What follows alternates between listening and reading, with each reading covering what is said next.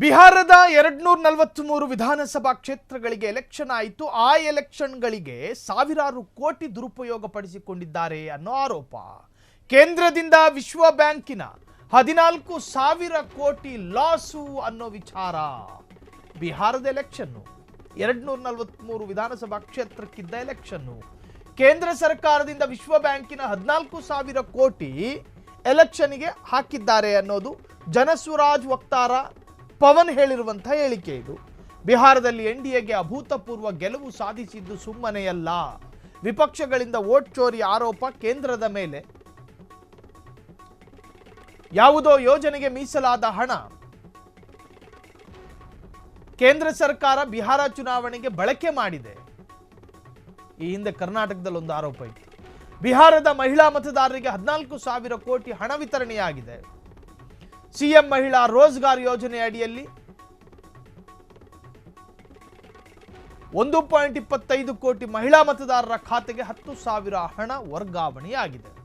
ಬಿಹಾರ ಚುನಾವಣೆಗಾಗಿ ಸಾವಿರಾರು ಕೋಟಿ ರೂಪಾಯಿಯನ್ನು ದುರುಪಯೋಗಪಡಿಸಿಕೊಳ್ಳಲಾಗಿದೆ. ಇದಕ್ಕೊಂದು ಉದಾಹರಣೆ ಕೊಟ್ಟುಬಿಡ್ತೀನಿ. ನಮ್ಮ ರಾಜ್ಯದಲ್ಲೇ ನಡೆದಿರೋದು. ವಾಲ್ಮೀಕಿ ಹಗರಣದಲ್ಲಿ ನಾಗೇಂದ್ರರ ವಿರುದ್ಧ ಆರೋಪ ಬಂದಾಗ ಆ ಆರೋಪ ಬಂದಂತಹ ಸಂದರ್ಭದ ಆಸುಪಾಸಿನಲ್ಲಿ ತೆಲಂಗಾಣದ ಎಲೆಕ್ಷನ್ ಆಗಿತ್ತು. ಅದರಲ್ಲಿ ಕಾಂಗ್ರೆಸ್ ಅಭೂತಪೂರ್ವ ಗೆಲುವನ್ನು ಸಾಧಿಸಿತ್ತು. ಆ ಸಂದರ್ಭದಲ್ಲಿ ಕಾಂಗ್ರೆಸ್ ವಿರುದ್ಧವೂ ಇದೇ ಆರೋಪ ಕೇಳಿಬಂದಿದ್ದು. ಬಿಜೆಪಿಯ ವಿರುದ್ಧ ಕೇಳಿ ಬರ್ತಾ ಇರೋ ಆರೋಪ ಕಾಂಗ್ರೆಸ್ ವಿರುದ್ಧ ಬಂದಿಲ್ಲ ಅಂತೇನೂ ಇಲ್ಲ. ಕಾಂಗ್ರೆಸ್ ವಿರುದ್ಧವೂ ಇದೇ ಆರೋಪ ಬಂದಿದ್ದು. ನಾಗೇಂದ್ರರ 187 ಕೋಟಿ ಆಸುಪಾಸು 200 ಕೋಟಿ ಅನ್ಕೊಳ್ಳಿ. ಅಷ್ಟು ಕೋಟಿಗಳನ್ನು ತೆಲಂಗಾಣ ಚುನಾವಣೆಗೆ ಕಾಂಗ್ರೆಸ್ ದುರುಪಯೋಗ ಪಡಿಸಿದೆ ಅನ್ನುವಂಥ ಆರೋಪ ಇತ್ತು. ಈಗ ಹೇಳ್ತಾರೆ ಯಾವುದೋ ಯೋಜನೆಗೆ ಬಳಕೆ ಆಗಬೇಕಿದ್ದ ಹಣವನ್ನು ಬಿಹಾರ ಎಲೆಕ್ಷನ್ಗೆ ಸುರಿದಿದ್ದಾರೆ ಅಂತ ಹೇಳಿ. ವಾಲ್ಮೀಕಿ ನಿಗಮ ಅದೇನು ಸಣ್ಣ ನಿಗಮನ? ಒಂದು ಸಮುದಾಯಕ್ಕೆ ಸೇರಬೇಕಾದ ಕೋಟ್ಯಾಂತರ ರೂಪಾಯಿ ಹಣ ಅಲ್ವಾ ಅದು? ಆ ಸಮುದಾಯದ ಅಭಿವೃದ್ಧಿಗೆ, ಆ ಸಮುದಾಯದ ಶಕ್ತಿಗೆ ಕಾರಣ ಆಗಬೇಕಿದ್ದ 187 ಕೋಟಿ ಹಂಗಾದ್ರೆ ನೀವು ತೆಲಂಗಾಣ ಚುನಾವಣೆಗೆ ಸುರಿದ್ರ?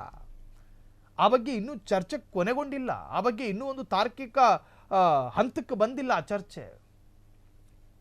ವಾಲ್ಮೀಕಿ ಸಮುದಾಯಕ್ಕೆ ಸೇರಬೇಕಾದ ಹಣವನ್ನ ತೆಲಂಗಾಣ ಎಲೆಕ್ಷನ್ಗೆ ಸುರಿದಿದ್ದಾರೆ ಅನ್ನೋ ಆರೋಪ ಇದೆ. ಆ ಆರೋಪಕ್ಕೂ ಈ ಆರೋಪಕ್ಕೂ ಏನು ರಾತ್ರಿ ಹಗಲು ವ್ಯತ್ಯಾಸಗಳು ಕಾಣುತ್ತಿಲ್ಲ. ಬಿಹಾರದಲ್ಲಿ ಮಹಿಳೆಯರ ಖಾತೆಗೆ 10,000 ರೂಪಾಯಿ ವರ್ಗಾವಣೆ. ಆ ಆರೋಪವನ್ನು ಈಗ ಹೊರಿಸಲಾಗ್ತಾ ಇದೆ. ಹಾಗಾದರೆ ಯೋಜನೆಗೆ ಮೀಸಲಿಟ್ಟಂಥ ಹಣವನ್ನು ಬಿಹಾರ ಎಲೆಕ್ಷನ್ಗೆ ನೀವು 14,000 ಕೋಟಿ ದುರುಪಯೋಗ ಪಡಿಸಿಕೊಂಡ್ರ ಎನ್ನುವಂಥ ಆರೋಪ. ಆ ಆರೋಪ ಬಿಜೆಪಿಯು ಕೂಡ ತಳ್ಳಿ ಹಾಕಿದೆ. ಮತದಾರರಿಗೆ 14,000 ಕೋಟಿ ಹಣ ವಿತರಣೆ. ಇನ್ನು ಅಲ್ಲಿದ್ದಂತಹ ವಿರೋಧ ಪಕ್ಷದ ಸ್ಥಾನದಲ್ಲಿದ್ದಂತಹ ಲಾಲೂ ಪ್ರಸಾದ್ ಯಾದವ್ರ ಮಗ ಆತನು ಕೂಡ ಹೇಳಿದ್ದ, ಪ್ರತಿಯೊಬ್ಬರ ಅಕೌಂಟಿಗೆ 30,000 ರೂಪಾಯಿ ಹಣ ಹಾಕ್ತೀನಿ, ಮತ ಹಾಕಿ ಅಂತ ಹೇಳಿ. ಕೊಡುತ್ತೀನಿ ಎನ್ನುವ ಭರವಸೆಯು ಖಾತೆಗೆ ಹಾಕಲ್ಪಟ್ಟ ಬಿಜೆಪಿಯ ಹಣವು. ಇದರಲ್ಲಿ ಸಾಮೀಪ್ಯವೇ ಇದೆ. ಇದರಲ್ಲಿ ಯಾವ ವ್ಯತ್ಯಾಸಗಳು ಕಾಣ್ತಾ ಇಲ್ವಲ್ಲ.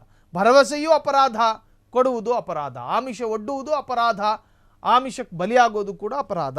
ಒಟ್ಟಾರೆ ಬಿಹಾರದಲ್ಲಿ ಎನ್ಡಿಎಗೆ ಅಭೂತಪೂರ್ವ ಗೆಲುವು. ವಿಪಕ್ಷಗಳಿಂದ ವೋಟ್ ಚೋರಿ ಆರೋಪ ಕೇಂದ್ರದ ಮೇಲೆ.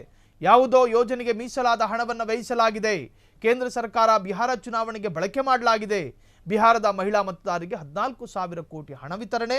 ಸಿಎಂ ಮಹಿಳಾ ರೋಜ್ಗಾರ್ ಯೋಜನೆಯಡಿಯಲ್ಲಿ ಹೂಡಿಕೆ ಮಾಡಲಾಗಿದ್ದಂಥ ಹಣ ಅದು. 1.25 ಕೋಟಿ ಮಹಿಳಾ ಮತದಾರರ ಖಾತೆಗೆ 10,000 ಹಣ ವರ್ಗಾವಣೆ ಆಗಿದೆ. ಈ ಬಗ್ಗೆ ತನಿಖೆಗಳಾಗಬೇಕು. ಒಂದು ಯೋಜನೆಗೆ ಮೀಸಲಿಟ್ಟಂತಹ ಹಣವನ್ನು ಚುನಾವಣೆಯ ಉದ್ದೇಶಕ್ಕಾಗಿ ಖರ್ಚು ಮಾಡೋದು ತಪ್ಪು ಮತ್ತು ಅಪರಾಧ. ಕಾನೂನು ಇದನ್ನು ಒಪ್ಪಿಕೊಳ್ಳುವುದಿಲ್ಲ. ಎಲೆಕ್ಷನ್ ಕಮಿಷನ್ಗೆ ದೂರು ಕೊಡಲಿದ್ದೇವೆ ಅಂತ ಹೇಳಿ ಇವರು ಹೇಳಿಕೊಂಡಿದ್ದಾರೆ. ಒಟ್ಟಾರೆ ಈ ಒಂದು ಪ್ರಕರಣ ಅಥವಾ ಚರ್ಚೆ ಬಿಜೆಪಿಗೆ ಧನಾತ್ಮಕವಾಗಿ ಎಫೆಕ್ಟ್ ಆಗುತ್ತೋ ಋಣಾತ್ಮಕವಾಗಿ ಎಫೆಕ್ಟ್ ಆಗುತ್ತೋ ಗೊತ್ತಿಲ್ಲ. ಬಿಹಾರದ ಎಲೆಕ್ಷನ್ನೂ ಆಯಿತು, ರಿಸಲ್ಟ್ ಬಂದೂ ಆಯಿತು. ಬಿಜೆಪಿ ಮತ್ತು ಜೆಡಿಯು ಅಭೂತಪೂರ್ವವಾದಂಥ ಗೆಲುವನ್ನು ಸಾಧಿಸಿಯೂ ಆಯಿತು. ಇನ್ನು ಈ 14,000 ಕೋಟಿ ಚರ್ಚೆ ಎಲ್ಲಿಗೆ ತಲುಪುತ್ತೆ? God knows. ಕ್ಷಣ ಕ್ಷಣದ ಸುದ್ದಿಗಳಿಗಾಗಿ ಫ್ರೀಡಂ ಟಿವಿ ಸಬ್ಸ್ಕ್ರೈಬ್ ಮಾಡಿ, ಲೈಕ್ ಮಾಡಿ ಹಾಗೂ ಫಾಲೋ ಮಾಡಿ.